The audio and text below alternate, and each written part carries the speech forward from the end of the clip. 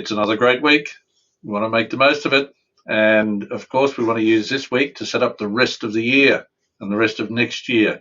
And for as far as you can possibly see, use it to make good on everything that you want to do.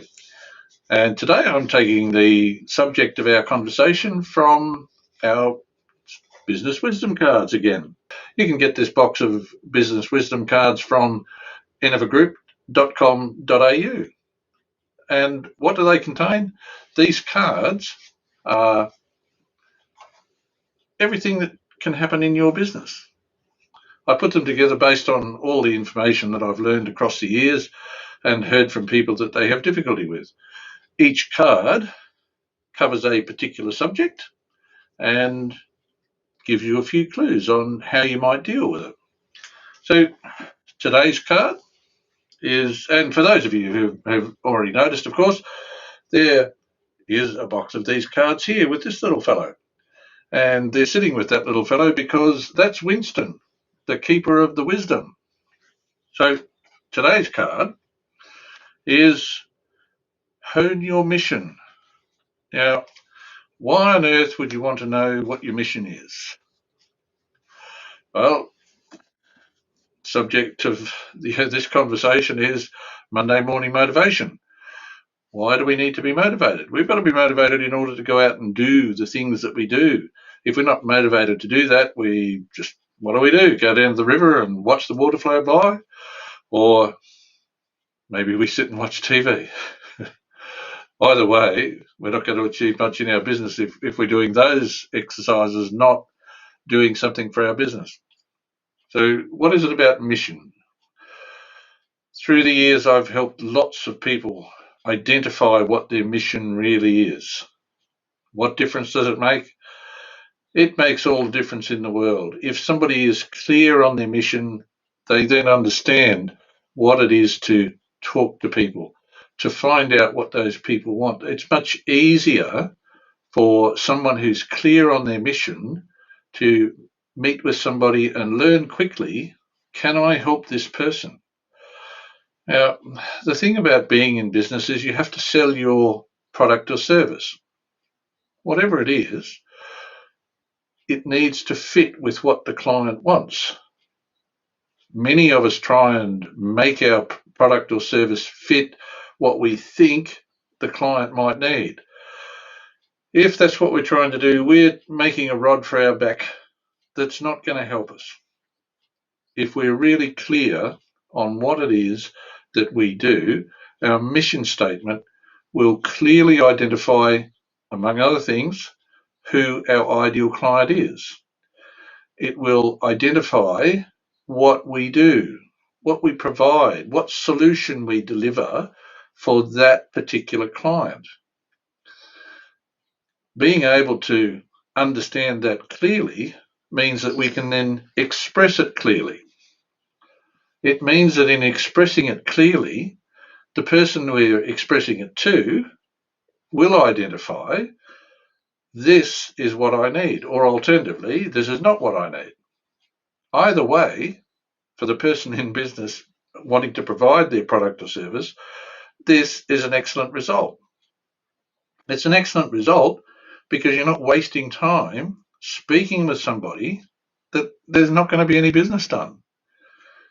You can move on, find the person with whom you will do business, do the business, have a great relationship with a client who actually wanted what it is that you're providing, and so on and so forth. What happens then?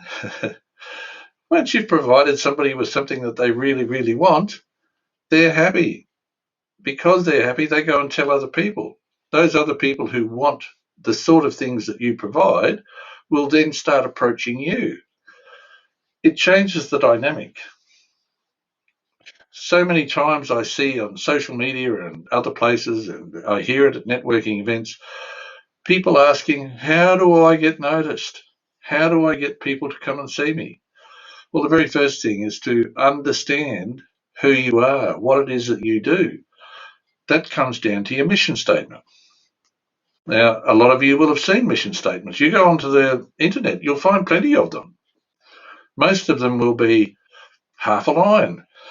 And most of them will say, we are the best at what we do. Think about that for a moment. If you're a potential customer for this particular business that says, we are the best at what we do, what are they telling you about what they think of you as a customer? Generally nothing.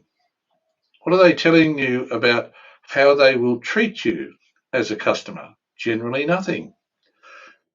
What are they saying about how they'll treat you if they don't do quite the job that you expected? Generally nothing. We could carry on with that line of thinking and ask, okay, go and ask the people who have worked with those businesses, and what did they find? Did they find that it was all about them, or did they find that it was all about the customer? If you're in business, and that's probably why you're looking at this, if you're in business, the idea is that you provide a service to your customer. In providing that service, that customer receives a solution to a problem that they have.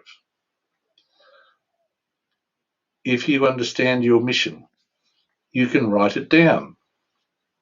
How do you write down your mission statement? Write it down from the point of view of what benefit it's going to provide to your customer. In doing that, typically, as I work with people to help them build their business plan, we create a mission statement. That mission statement is typically 80 to 120 words. And within those 80 to 120 words is the answer to any question that any person can ever ask of that business, regardless of their relationship to that business. Think about that. 80 to 120 words contains every answer to any question ever put to that business. That's a little bit different to trying to make yourself fit whatever the customer has asked for.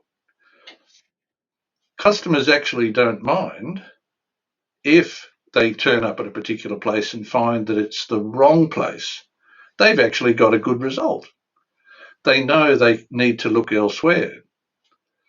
If we as business owners try and persuade somebody to work with us for whatever reason, but because they want something like what we provide rather than precisely what we provide, we're inviting problems.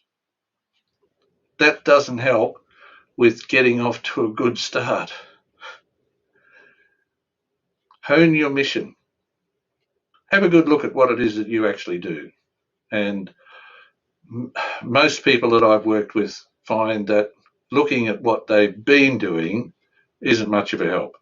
Start looking at what it is that you want to do. Write out what that is. Make it clear in your own mind, and then go and tell people with clarity what it is that you do. And that way you'll have a great week.